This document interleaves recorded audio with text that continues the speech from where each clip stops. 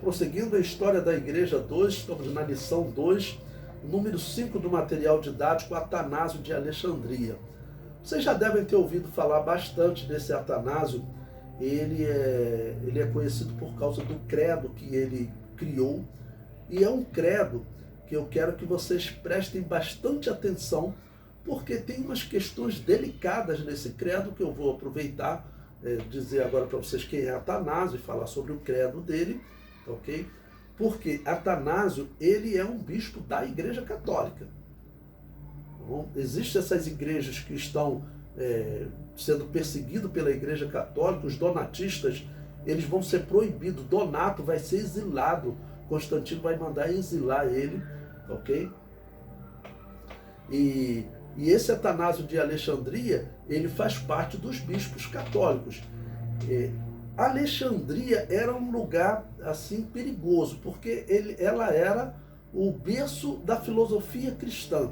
O que era essa filosofia cristã? Vou botar greco-cristã, né? Era uma filosofia que ela misturava os conceitos da filosofia grega com conceitos do cristianismo e tentava explicar coisas que na verdade você não tem como explicar.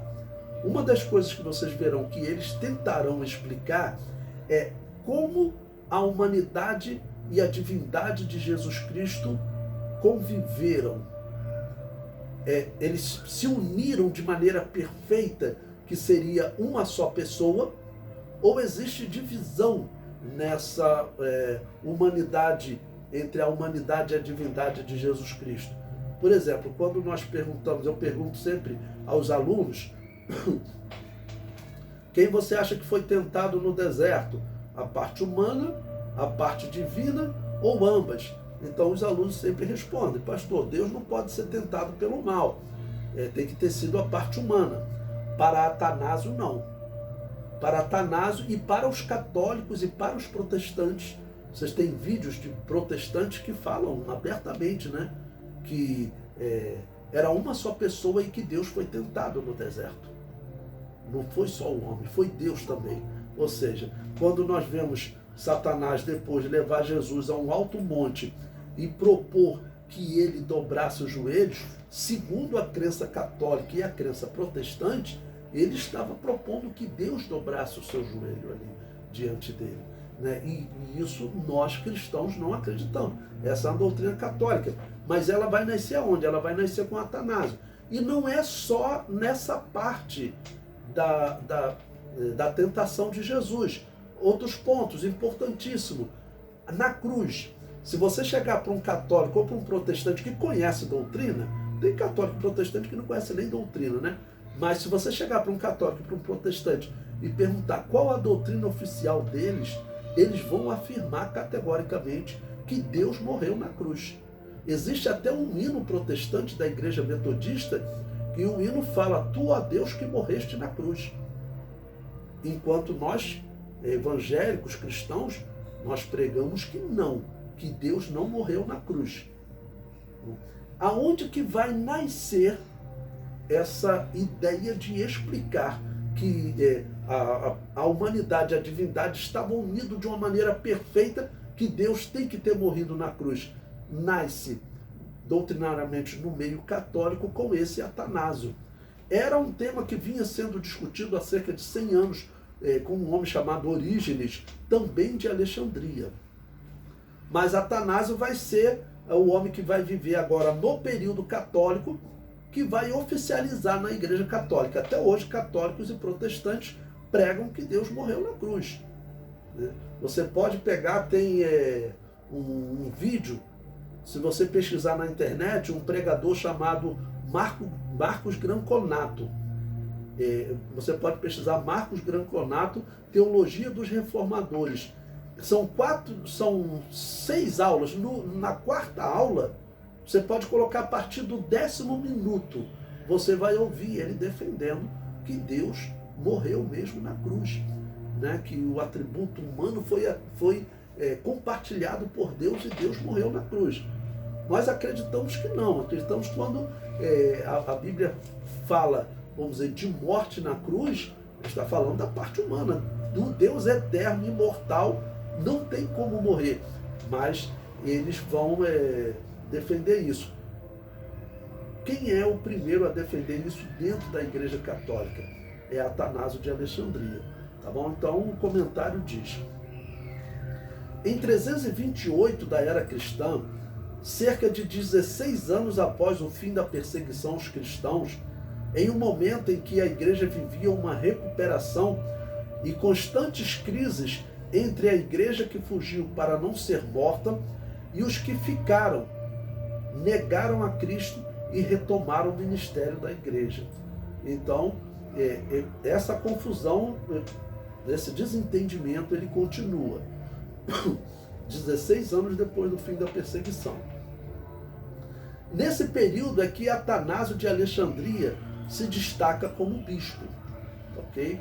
Então ele é que vai defender essa doutrina. Se vocês quiserem anotar, ela vai ser conhecida como doutrina hipostática. Eu falo o seguinte: eu não defendo de maneira nenhuma que Deus morreu na cruz.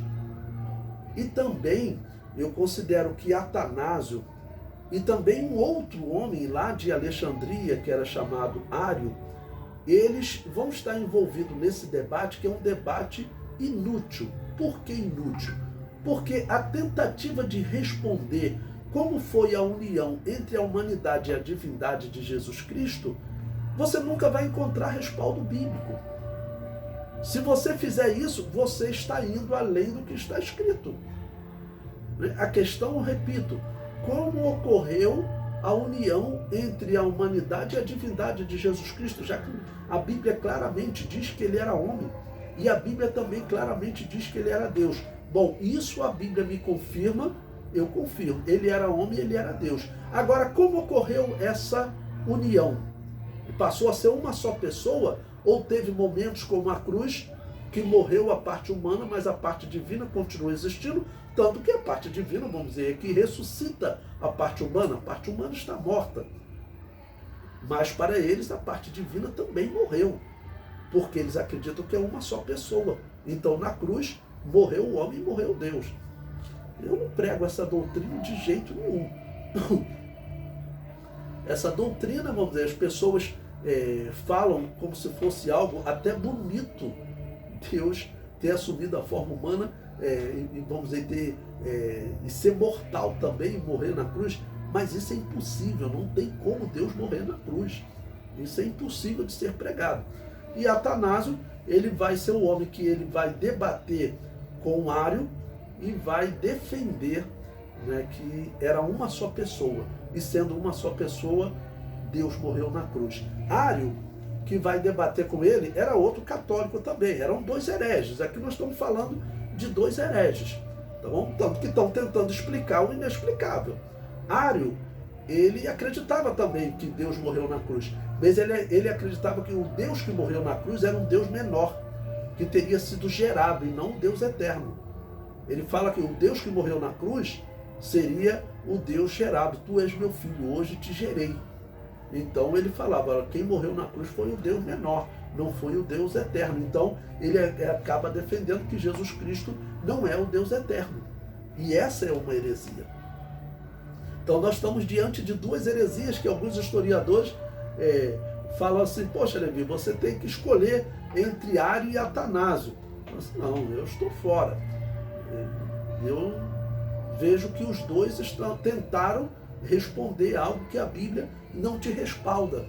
Ou seja, foram além do que está escrito. Eu não vou cometer esse mesmo erro. Então eu não tenho como afirmar se era uma só pessoa a ponto dele morrer na cruz. Com certeza eu afirmo que Deus não morreu na cruz. Ok? Agora, como houve essa união, eu não posso ir além do que está escrito. Eu não vou tentar responder essa questão. Nós temos que ser conscientes disso também. Nós não somos obrigados a responder tudo. Aquilo que a Bíblia não responde, o apóstolo Paulo disse: aprendam comigo e com Apolo a não ir além do que está escrito. Atanásio e Ário, eles não aprenderam e acabaram se envolvendo nesse debate que, como eu disse, é um debate inútil.